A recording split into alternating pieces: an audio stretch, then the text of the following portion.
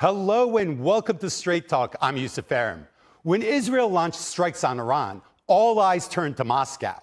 Would Russia rush in to defend its closest Middle East ally? Then came the U.S. attacks on Tehran's nuclear sites. The Kremlin condemned the escalation, even warned of a looming world war, but offered no military support. And despite signing a defense pact with Iran just months ago, Russia has stayed on the sidelines. So as the fragile ceasefire holds, will Moscow shift course if fighting resumes? Israel's state broadcaster now reports Tel Aviv is quietly negotiating with Moscow on both Iran and Syria. Russia had played a key role in supporting Iran's nuclear program, from building the Bushehr reactor to helping develop civilian nuclear infrastructure. In return, Iran supplied Russia with armed drones, which have been used in strikes against Ukraine. After Russia and Iran deepened ties in a strategic pact signed in January, Tehran now expects Moscow to act. But President Putin has made it clear Russia won't mediate and, for now, won't intervene. Is Moscow recalibrating its role in the region and downgrading its ties with Tehran? For more, joining me now from Tehran is Ali Akbar Dareni. He's a researcher and a writer at the Center for Strategic Studies Journal. From Moscow, political analyst Ivan Starodubtsev, and from Istanbul, Hazar Vural, an assistant professor at Istanbul Aydın University. Ladies and gentlemen, thanks for joining me. I mean, it feels like over the last 3 weeks, we have talked about Israel, Iran almost every single day. We've looked at every aspect of the conflict, and it obviously has wider ramifications. But today we're going to look closely on Iran-Russia relationship and how that could impact any future fighting. Ali Akbar, I want to start with you. When we look at what's happened over the past 2 weeks and the relationship Iran has with Russia, are you satisfied with the position the Kremlin has taken over the past 2 weeks, or is there a little bit of disappointment in Tehran? Definitely, Iran is not satisfied with the Russian position.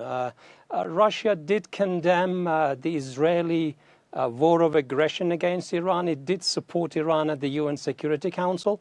So far, so good. But Russia did not go beyond verbal condemnation. Russia could have put its diplomatic weight more and increase the costs for Israel for its war of aggression, and also, increase pressure on Israel to stop the war.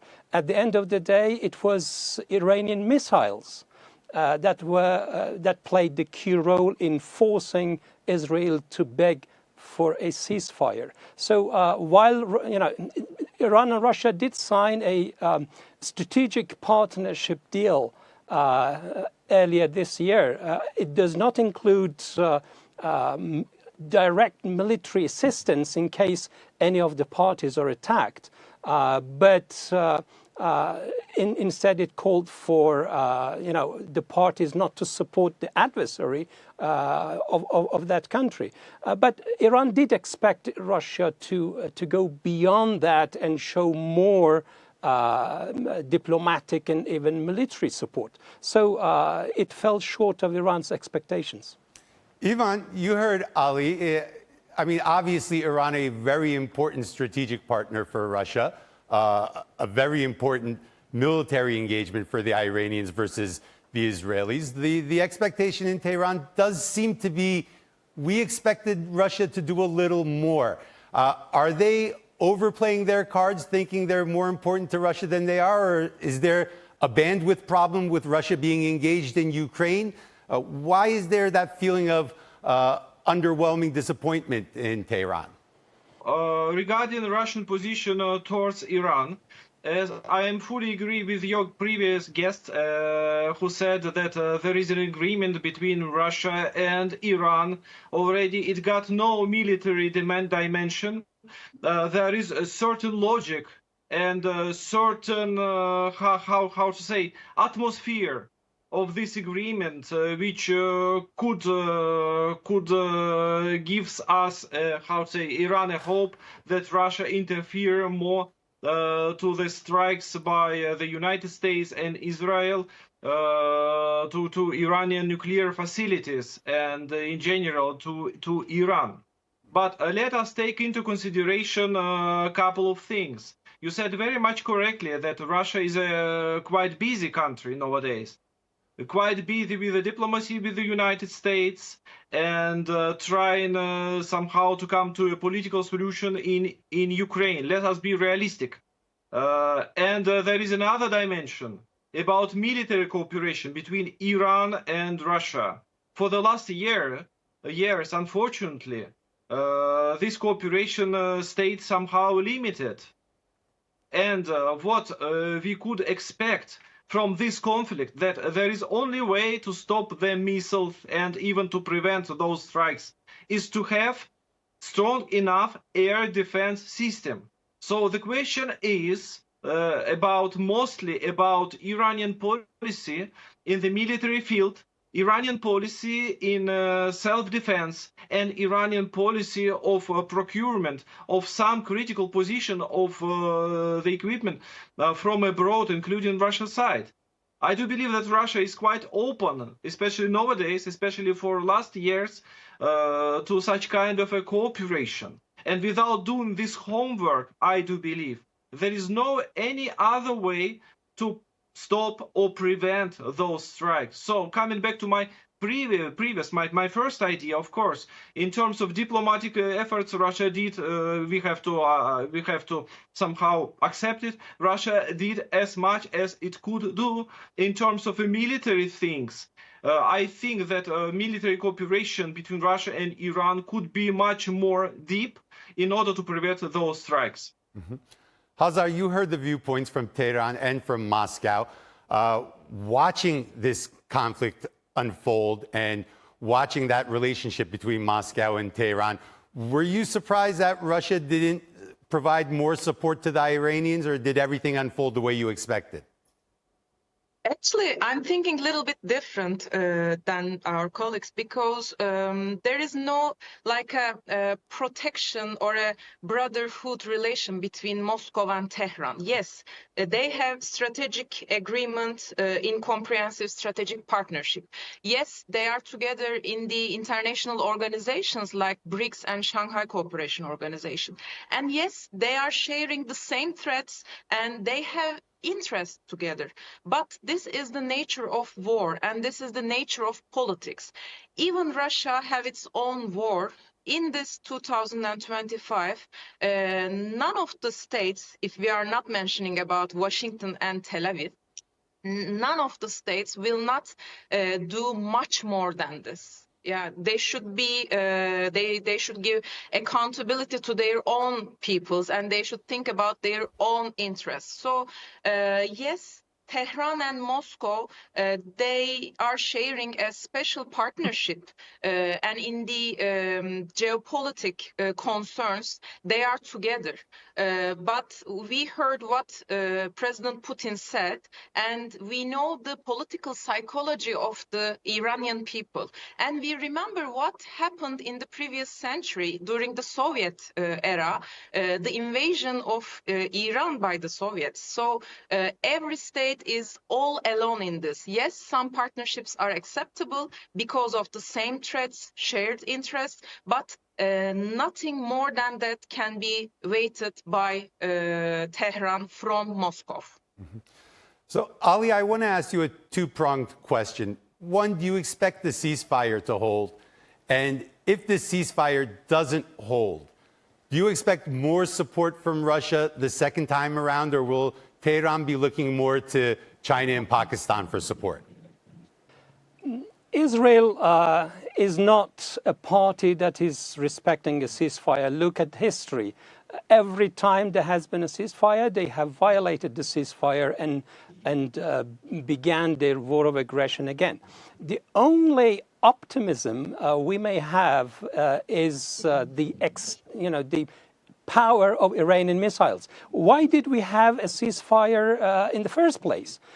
It was because of the extensive damage inflicted on Haifa and Tel Aviv, Otherwise, Israel would have never stopped its war of aggression. It was a regime change war. The goal was to topple the ruling system in Iran and bring about street protests and partition Iran at the end. That satanic plan failed. The war backfired. It reignited national solidarity in Iran. So their goals, they did not achieve their goals. So the only reason that a ceasefire may hold is because the Israelis know that if they restart the war, Iran has the power to plunge Israel into darkness. That is the only guarantee. Otherwise, there is no guarantee.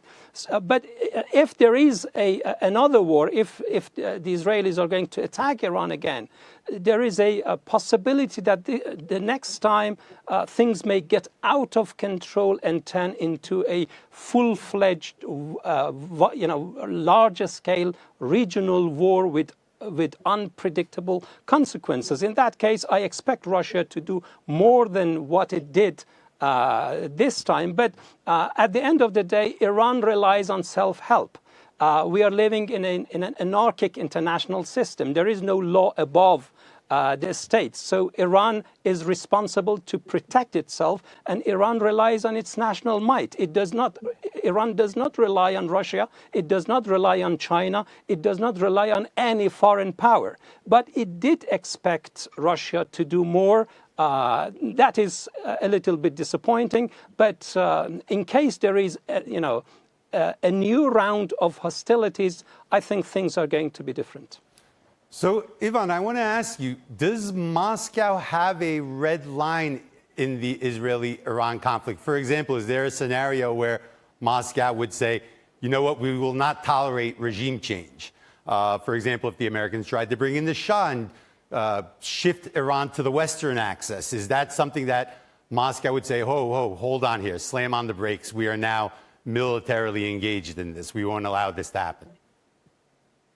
Actually, Iran is a very important country for Russia, and I believe that Moscow appreciates very much the contribution and assistance and help which comes to us from Iran during our war with the West in Ukraine. I do believe that we are very much realistic to understand where the borders of what Iran may do for us, for example, in Ukraine, they start and where do they stop. That's why I don't think that anybody in Moscow thinks in terms of disappointment about Iranian position, although we also see some certain limits in Iranian position towards our conflict in Ukraine, where all so-called collective West participates. About the value which we do give to Iran and our cooperation with Tehran, of course, there are strategic areas of our cooperation. First of all, peaceful nuclear program, which we do together with Iran. I do mean Bushehr nuclear power plant. It is a very much important project for Russia and for Russian-Iranian cooperation. First of all. Second of all, transportation corridor south, north-south, also one of the critical points for Russia. And those projects, actually, if something gets wrong with them, they harm actually our interests in the Middle East quite a lot, I would say. But there is one but. The but here is, as we do see, our estimation in Moscow is that Western attempts, the attempts of the United States, attempts of Israel to change the rulers of Iran, to change the regime of Iran, they failed.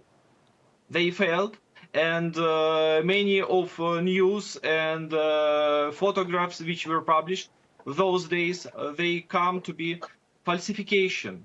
So I would not go so far to speculate on what will go on if there will be regime change in Iran. What we do see, the people who are in power in Iran, Iranian government, they are quite strong, and this conflict and even this ceasefire is a time for them to make some homework. homework both internally and both externally. Externally, I do mean some relations with Moscow, which already I mentioned in the first time in my first speech. Some kind of changes of the cooperation fields between Moscow and Tehran, especially in the military field, because there is no, for the time being, no frame for us to come directly to help to Iran. There is no even legal base for that. Hazar, I want to ask you a little about the Turkey-Russia relationship, especially with this new paradigm shift of the Israel-Iran conflict. Now, it seems that there's always been a balancing act, especially right now, probably more than ever, because on one side you have Istanbul hosting the Russia-Ukraine talks. Turkey wants to see peace between Russia and Ukraine. You have the Israel-Iran conflict. On the same time, you have the Caucasus, especially the South Caucasus, kind of getting back into action. A little tension between Azerbaijan and Russia. Azerbaijan, a very important ally. What's happened in Syria at the same time. So it seems like a very transformative period for the Turkey-Russia relationship. Is it transforming into something that will be better or more tense? For Moscow and Ankara, when we think about the geography that we are sharing, always so many risks and ongoing wars and new threats. And when we think about what is going on in just in last couple of years, those changes and happenings creates lots of instability and increase in the armament. But as you said, the Moscow and Ankara relations are special because Turkey is a NATO member, but at the same time we are neighbor with Moscow and Kiev, and it's a hard dance to have, and we called it diplomacy. It's a good example of diplomacy. So what we succeeded in the last 3.5 years, it was hard, but it's fruitful. But right now, what is going on between Russia and Azerbaijan, it's a little bit changing and challenging the position, because we know how the close relationship between Baku and Ankara, and when we think about the Caucasus and the ongoing issues, even with the wars of Israel and Iran, we have the issue of Zengezur corridor, and lots of things can be affected by this new developments. So I know that Russia and Turkey, as an influential players and important diplomatic actors in international relations, they will find a way to solve the problems, and they will find a way to speak in the table of diplomacy, because all these actors knows that no more problems will be good for the states and the publics of this geography. So they will act according to this, and those two states, they know historically how to make a good diplomacy. So we can say this is a good example of it. The Israel-Iran conflict definitely feels like dominoes against other geopolitical issues. While the domino hasn't fell yet, it's definitely applying pressure on the other pieces in line. Ali, I want to ask you about the nuclear program. Obviously, these major U.S. strikes on the nuclear sites. Does this action make Iran reconsider its nuclear program, or is Iran looking at what's happened over the past 2 weeks saying, we need to double down, this is exactly why we need nuclear weapons? Israeli and U.S. military attacks on Iran's nuclear facilities did damage those facilities. It was detrimental to Iran, but they could not destroy it, or they could not obliterate it as Trump claims. But you know, no country will change its strategic direction due to airstrikes or a war. Instead, it incentivizes Iran to pursue its nuclear program with greater determination than before. While Iran's nuclear facilities suffered damages, Iran is determined to resume uranium enrichment soon. But this time, the United States will not be able to control the consequences of its military attack. This time, there will be no IAEA monitoring, no inspections, and they will not be in control. It will be Iran itself that is going to decide what to do with it. Iran's stockpile of uranium enrichment remains intact. And you know, just you have attacked an NPT member. What do you expect an NPT member to do in reaction? That means NPT failed to protect Iran's nuclear facilities. Even the IAEA chief refused to condemn the attack. The IAEA Board of Governors refused to condemn the Israeli attack and the American attacks against Iran's nuclear facilities. That forces Iran to reconsider its position. Now the Iranian parliament has approved a law suspending all cooperation with the IAEA. That is a prelude. It depends what the other side is going to do next. But Iran is pretty much determined to preserve and expand its uranium enrichment program. But this time, it will not be just 90 meters underground. It will be hundreds of meters deep underground, out of the reach of any bunker buster bombs or any human-made weapons. Ivan, I have two questions for you. The first one being, does Russia want Iran to have a nuclear weapon? The second being, I want you to talk about a bilateral relationship that's, I feel, is very under-discussed, the one between Russia and Israel. It seems like a very complicated relationship, at times estranged, we can even say, because of the relationships and the networks of both sides of that bilateral relationship. So I want to hear the answers to these two questions. Actually, it's a bit provocative questions, especially in terms of does Russia want Iran to have a nuclear weapon? I will answer in this way. Actually, Russia supports non-proliferation regime in the world, and it is very much clear stance of Moscow. But nowadays in Moscow, there are a lot of voices. I am now in Moscow, so I will say very much clearly. In Moscow, there are a lot of voices that there are two examples in the world. The example of the Northern Korea and example of Iran. One country just moved on and got now nuclear weapon and looks like it is in a much better position nowadays and in much safer position now than Iran.